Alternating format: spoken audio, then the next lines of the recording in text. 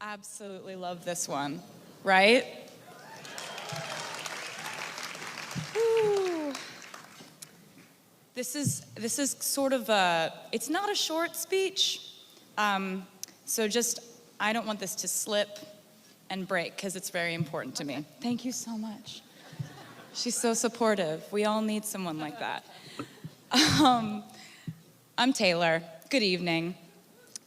I want to first thank Billboard from the bottom of my heart for this honor whoa, this is going great so far.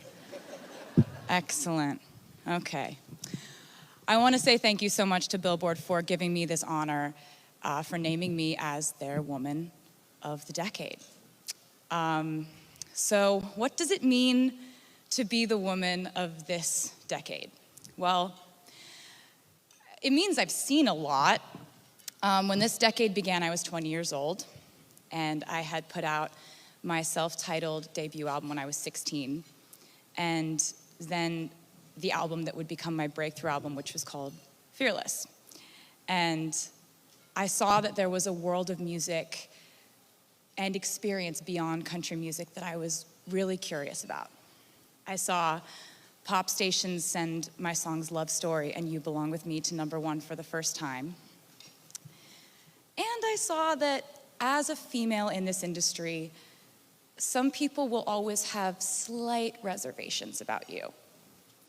Whether you deserve to be there, whether your male producer or co-writer is the reason for your success, or whether it was a savvy record label.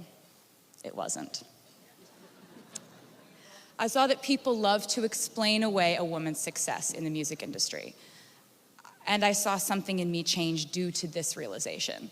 This was the decade when I became a mirror for my detractors. Whatever they decided I couldn't do is exactly what I did. Oh, I'll take it. Thanks. Whatever they criticized about me became material for musical satires or inspirational anthems. And the best lyrical examples I can think of are songs like Mean, Shake It Off, and Blank Space. Basically, if people had something to say about me, I usually said something back in my own way.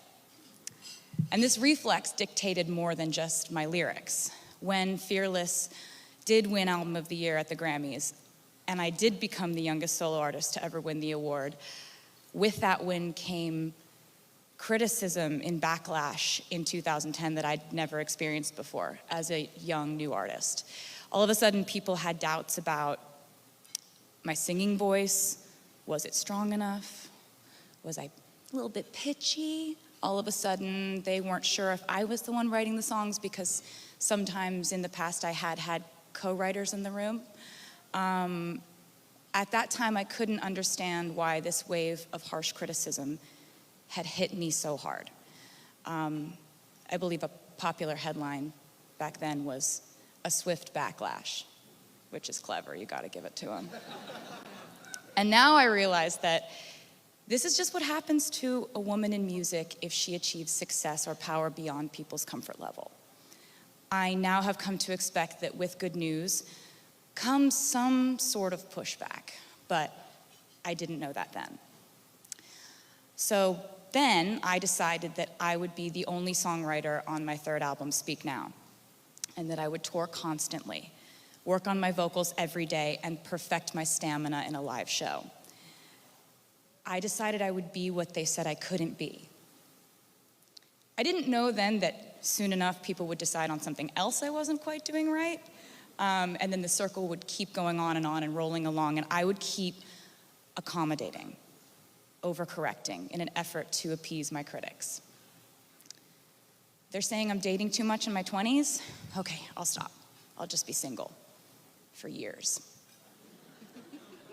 Now they're saying my album Red is filled with too many breakup songs? Okay, I'll make one about moving to New York and deciding that really my life is more fun with just my friends. Oh, they're saying my music is changing too much for me to stay in country music? All right. Okay, here's an entire genre shift and a pop album called 1989. Ah, you heard it? Sick. Now it's that I'm showing you too many pictures of me with my friends. Okay, I can stop doing that too. Now I'm actually a calculated manipulator rather than a smart businesswoman? Okay, I'll disappear from public view for years. Now I'm being cast as a villain to you? Okay, here's an album called Reputation, and there are lots of snakes everywhere. In the last 10 years, I have watched as women in this industry are criticized and measured up to each other and picked at for their bodies, their romantic lives, their fashion. Or have you ever heard someone say about a male artist, I really like his songs, but I don't know what it is. There's just something about him I don't like. No, that criticism is reserved for us. But you know, I've learned that the difference between those who can continue to create in that climate usually comes down to this: who lets that scrutiny break them and who just keeps making art. I've watched as one of my favorite artists of this decade, Lana Del Rey, was ruthlessly criticized. Yes. Yeah. Thank you. We have similar tastes. I like it. She was ruthlessly criticized in her early career, and then slowly but surely she turned into, in my opinion, the most influential artist in pop. Her vocal stylings, her lyrics, her aesthetics, they've been echoed and repurposed in every corner of music. And this year, her incredible album is nominated for Album of the Year at the Grammys because she just kept making art. And that example should inspire all of us, that the only way forward is forward motion, that we shouldn't let obstacles like criticism slow down the creative forces that drive us. And I see that fire in the newer faces in our music industry whose work I absolutely love. I see it in Lizzo, Rosalia, Taylor Parks, Hayley Kiyoko, King Princess, Camila Cabello, Halsey, Megan Thee Stallion, Princess Nokia, Nina Nesbitt, Sigrid, Normani, Her, Maggie Rogers, Becky G, Dua Lipa, Ella Mai, Billie Eilish, and so many other amazing women who are making music right now. Female artists in music have dominated this decade in growth, streaming, record and ticket sales, and critical acclaim. So why are we doing so well? Because we have to grow fast. We have to work this hard. We have to prove that we deserve this, and we have to top our last achievements. Women in music, on stage or behind the scenes, are not allowed to coast. We are held at a higher, sometimes impossible feeling standard. And it seems that my fellow female artists have taken this challenge and they have accepted it. It seems like the pressure that could have crushed us made us into diamonds instead. And what didn't kill us actually did make us stronger. But we need to keep advocating for women in the recording studios, behind the mixing board, in A&R meetings, because rather than fighting to be taken seriously in their fields, these women are still struggling to even have a chance to be in the room.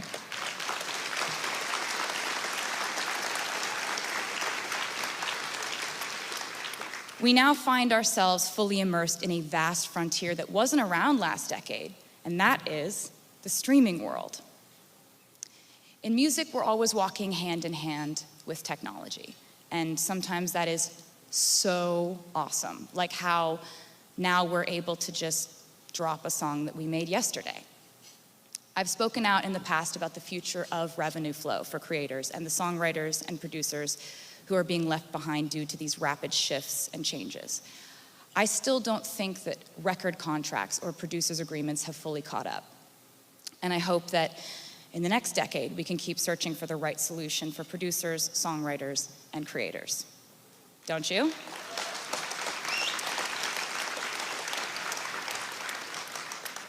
Lately, there's been a new shift that has affected me personally, and that I feel is a potentially harmful force in our industry.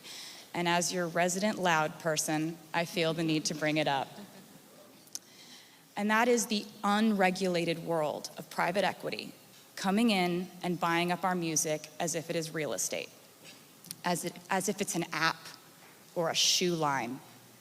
This just happened to me without my approval, consultation, or consent. After I was denied the chance to purchase my music outright, my entire catalog was sold to Scooter Braun's Ithaca Holdings in a deal that I'm told was funded by the Soros family, 23 Capital, and the Carlyle Group. Yet, to this day, none of these investors have ever bothered to contact me or my team directly to perform their due diligence on their investment in me, to ask how I might feel about the new owner of my art, the music I wrote, the videos I created, photos of me, my handwriting, my album designs. And of course, Scooter never contacted me or my team to discuss it prior to the sale, or even when it was announced. I'm fairly certain he knew exactly how I would feel about it, though. And let me just say that the definition of the toxic male privilege in our industry is people saying, but he's always been nice to me, when I'm raising valid concerns about artists and their rights to own their music. And of course he's nice to you. If you're in this room, you have something he needs. The fact is that private equity is what enabled this man to think, according to his own social media post, that he could buy me. But I'm obviously not going willingly. Yet the most amazing thing was to discover that it would be the women in our industry who would have my back and show me the most vocal support at one of the most difficult times, and I will never, ever forget it. Like, ever.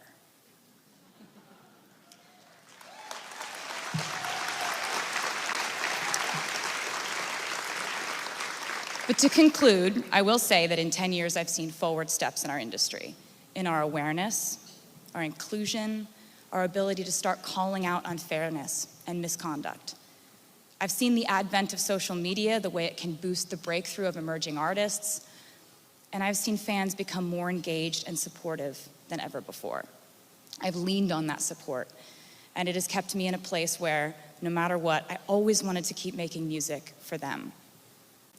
I was up on a stage in New York City in 2014, accepting Billboard Woman of the Year, and I was talking about the future of streaming, how we needed to make sure that the female artists, writers, and producers of the next generation were protected and compensated fairly.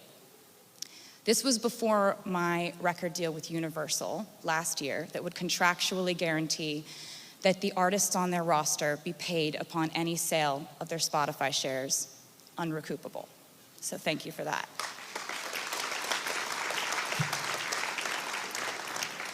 This speech I'm referring to was on my 25th birthday, and I'm about to turn 30 tonight. Woo! But my exact quote during this speech was, I really just feel like we need to continue to try to offer something to a younger generation of musicians, because somewhere right now, your future Woman of the Year is probably sitting in a piano lesson or in a girls' choir. And today, right now, we need to take care of her.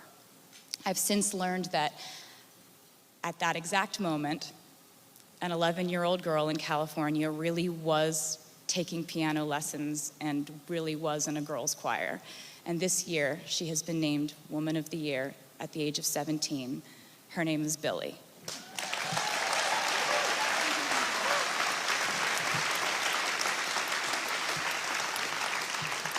And those are the stories we need to think about every day as we do our jobs within this industry. The ones where people's dreams come true and they get to create music and play it for people.